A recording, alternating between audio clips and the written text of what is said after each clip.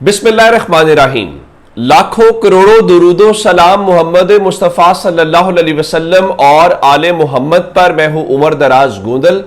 मैं आपको ये जो सारी सूरत हाल चल रही है इस सब के से पहले आप सल्लल्लाहु अलैहि वसल्लम का एक फरमान याद दिलाना चाहता हूं, जिसमें आपने फरमाया था कि एक झूठ को छुपाने के लिए 100 झूठ बोलने पड़ते हैं। एक खातून शमा जुनेजो नामी खातून जो है वो मुस्लिम लीग नून की हुकूमत या इस्लामाबाद के लिए उनके गले की हड्डी बनकर रह गई है।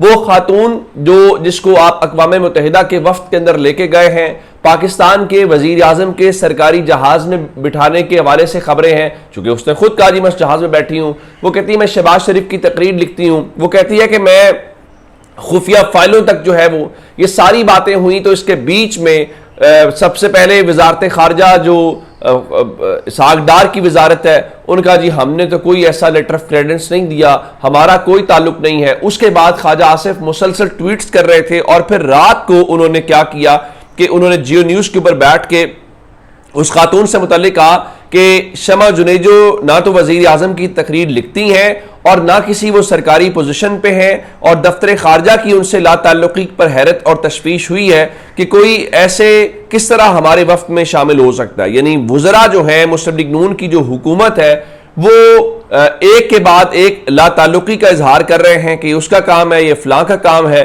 तो फिर ख्वाजा आसिफ ने कहा जी होटल की लॉबी में लोग तस्वीर बना लेते हैं, मैं इन खातून का बैकग्राउंड नहीं जानता, सिर्फ सोशल मीडिया पर जानता हूं। तो अब ये सारी बातें जब हुई तो कहा जी मैं पाकिस्तान वापस आकर इंक्वायरी करूंगा। लेकिन अब एक और जो अहम मामला है कि यूं लग रहा है कि मामला दबने की बजाय इस हुकूमत के लिए आने वाले दिनों के अंदर परेशानी का बायस बन रहा है। और जो जर्नलिस्ट मतीन हैदर हैं उन्होंने ये कहा कि ये स्कैंडल जो है वो डॉन लीक से छोटा नहीं है, और उस वक्त डॉन लीक्स एक वजीर आजम के घर जाने की वजह बन गई थी। अब नंबर 1 खबर यह है कि आज बल्कि रात को ही कल आ गए थे शहबाज शरीफ अमेरिका से वापस लंदन। तो अब इतलात ये आई हैं कि इस खातून को उस सरकारी जहाज में वजीर आजम के जहाज में नहीं बिठाया गया या रोक दिया गया। तो अब इसका मतलब है कि जो जहाज जा रहा था उनको लेने के लिए, जब वापसी पे वो आया है तो उसी जहाज ने उनको वापस नहीं बिठाया और वो सवारियां वापस छोड़ के आ गया है। और उसके साथ जराए से खबरें ये आई हैं कि जनाब देखिए अब वहां पे एक आला सतह की जो तहकीकात हैं वो हो रही हैं इस खातून से मुतालिक। लेकिन इस खातून ने अब से थोड़ी देर पहले 12:31 के ऊपर कुछ खुफिया दस्तावेजात भेजी हैं, रिलीज की हैं सोशल मीडिया के ऊपर। अब मैं खुफिया उनको क्यों कह रहा हूं? अगर मेरा कोई सिक्योरिटी पास है तो वो मेरा इनफरादी इंडिविजुअल और वो मेरी प्रॉपर्टी है। तो अगर मैं उसको सोशल मीडिया पे लेके आ रहा हूं या दीगर चीजें लेके आ रहा हूं तो इसको खुफिया मैं इस नजर में तनाजुर में कह रहा हूं। उस खातून ने अब दोनों वजीरों को, यानी आप यूं कहिए कि सागडार को और ख्वाजा आसिफ को अमलन धो दिया है। उसने लंबी चौड़ी एक तहरीर लिखी है और उसमें वाज़े तौर पे बताया कौन कौन झूठ बोल रहा है, उसके पास ओहदा क्या है, सारी बातें। अब आते हैं जी उसने क्या लिखा। उसने कहा जी मैं पिछले कई महीनों से पाकिस्तान और वजीर आजम साहब शहबाज शरीफ के लिए काम कर रही थी। पाक भारत जंग के दौरान मेरे पॉलिसी ब्रीफ्स, एडवाइस और पॉइंट्स सब कुछ रिकॉर्ड का हिस्सा है और महफूज है। अब सवाल यह है कि अगर ये सब कुछ है तो अब आपको रिकॉर्ड लाना पड़ेगा कि ऐसी खातून को पाकिस्तान के मामलात में कैसे लाया गया। आगे उसने लिखा जी मुझे वजीर आजम साहब ने अक़वाम मुत्तहिदा की तकरीर लिखने का टास्क दिया और खुद वफ्द का हिस्सा बनाया। तो कह रहे हैं मुझे शहबाज शरीफ ने किया। लेकिन उससे जरा अगली बात बहुत इंपॉर्टेंट है, और कहा जी मेरा नाम बाकायदा एडवाइजर के तौर पे शामिल किया गया और मेरा सिक्योरिटी पास भी उसी हवाले से इशू किया गया। ये बिल्कुल दुरुस्त कह रही हैं। ये सिक्योरिटी पास है उस खातून का जिसने सोशल मीडिया के ऊपर जारी किया है, और मैं अगर उसको जूम करके आपको दिखाऊं तो उसके ऊपर पाकिस्तान एडवाइजर लिखा हुआ है। तो वो कह रही है कि मुझे सिक्योरिटी एडवाइजर बनाया गया और उस बुनियाद के ऊपर मेरा पास जारी हुआ। ये बिल्कुल दुरुस्त है। उसके ऊपर पाकिस्तान एडवाइजर का उसका ओहदा लिखा हुआ है। ये यूनाइटेड नेशंस का जारी करदा जो सिक्योरिटी कार्ड है।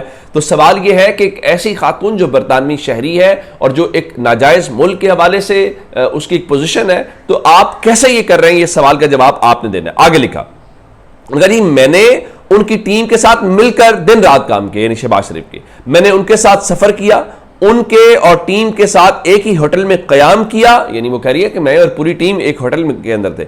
उनकी बिल गेट्स जैसी अहम तरीन साइडलाइन मीटिंग्स का हिस्सा बनी और जिनकी फुटेज टीवी पर भी आई। अब आगे वो धोने लगी हैं इसहाक डार को। कहा कि क्लाइमेट कॉन्फ्रेंस में वजीर आजम साहब के पीछे मैं और इसहाक डार साहब साथ बैठे हुए थे, जिनकी मिनिस्ट्री ने मेरे बारे में ट्वीट किया कि मैं वफ्द का हिस्सा नहीं थी। यानी वो कह रही है कि इसहाक डार जिनकी वजारत कह रही है मैं वफ्द का हिस्सा नहीं, भाई क्लाइमेट कॉन्फ्रेंस के अंदर इसहाक डार और मैं शहबाज शरीफ के पीछे बैठे हुए थे, मैं कैसे इस वफ्द का हिस्सा नहीं हो सकती। आगे लिखा, इस कॉन्फ्रेंस के बाद मुझे प्रोटोकॉल वाले एआई कॉन्फ्रेंस में ले गए, जहां ख्वाजा आसिफ के पीछे बिलाल और मैं सारा वक्त न सिर्फ साथ बैठे रहे बल्कि बिलाल नई तकरीर भी लिखते रहे। इस तकरीर के बाद हमने मिलकर चाय पी, गाड़ी के इंतजार में 40 मिनट बैठे रहे, दोबारा तस्वीरें नहीं और एक ही कार में तीनों साथ वापस होटल आए। ख्वाजा साहब कार में पीछे और मैं साथ ही बैठे हुए थे। तो अब इसका मतलब यह हुआ, वो कह रही है कि भाई अब ख्वाजा आसिफ पे आ गई है कि हमने चाय साथ पी है, हमने पौना घंटा साथ गुजारा है, हम एक गाड़ी में वापस होटल में गए हैं और ख्वाजा साहब कार में पिछली सीट में मेरे साथ बैठे हुए थे और ख्वाजा साहब टीवी पे कहते हैं कि मैं आपको जानते ही नहीं हूं। तो उसके बाद उन्होंने मजीद लिखा कि आखिरी दिन वजीर आजम की तकरीर के वक्त भी मैं सबके साथ अक़वाम मुत्तहिदा में थी, जहां ख्वाजा आसिफ मेरे सामने बैठे हुए थे और हम सब ने मिलकर वजीर आजम के लिए तालियां बजाई। अगली बात है इंपॉर्टेंट, उनका कि वजीर आजम की तारीखी तकरीर सिर्फ मेरी लिखी हुई नहीं थी, हम सब के टीम वर्क का हिस्सा थी। अब वो खातून यहां से थोड़ा सा पलटा खा गई है। तेरस ने कहा जी मैं स्पीच लिख रही हूं, हमने कहा सिर्फ मैं नहीं हूं, ये बहुत सारे और भी फला फला, हम सब की मैंने शामिल थी। मेरी वापसी की फ्लाइट भी पहले ही तय थी। जो जहाज से उतारा गया ना, जो मैंने आपको बताया जहाज में नहीं बैठने दिया गया, उसका उस खातून ने जरा, ज़ाहिर है हर शख्स की इज्जत नफ्स है, तो उसने कहा नहीं वो मैंने जहाज में वापस आना ही नहीं था, तो मेरी फ्लाइट पहले से ही तय थी। आपकी फ्लाइट पहले से तय कैसे थी? जब आप गैर सरकारी जहाज के ऊपर है तो वापसी भी सरकारी जहाज पे, या तो आप जाते हुए रिटर्न टिकट लेते हैं, तो ये तो नहीं होता। तो उनका जी मुझे मिशन प्रोटोकॉल वाले खुद एयरपोर्ट तक ड्रॉप करने आए, ये इंपॉर्टेंट बात। यानी कह रही है कि सबके बीच में भी जो पाकिस्तान का मुस्तकिल मिशन है वो मुझे खुद ड्रॉप करने आए हैं। अगली बात सबसे इंपॉर्टेंट है कि अब ख्वाजा साहब ऐसे बयान क्यों दे रहे हैं और किस एजेंडे के तहत अपनी हुकूमत के एक तारीखी दौरे को बदनाम कर रहे हैं।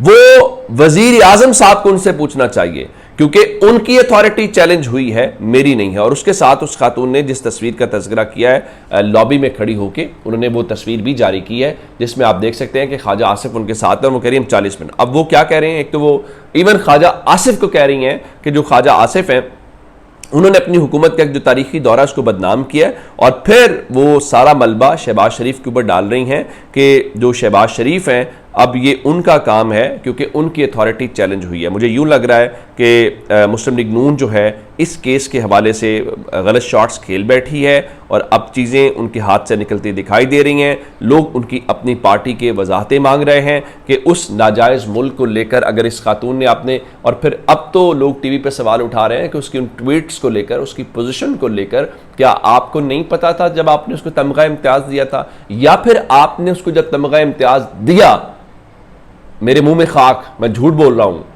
अल्लाह ना करे कभी ऐसा हो, क्या आप उस नाजायज मुल्क को कोई सिग्नल दे रहे थे जिस मुल्क के बारे में पाकिस्तान के बनाने वाले कायद-ए-आज़म मोहम्मद अली जिन्ना की पोजीशन है? इस सवाल का जवाब आना चाहिए, मिलना चाहिए, इन्वेस्टिगेशन होनी चाहिए, वरना यह तमाशा रोज लगेगा। अपना बहुत सारा ख्याल रखिएगा। खुदा हाफिज।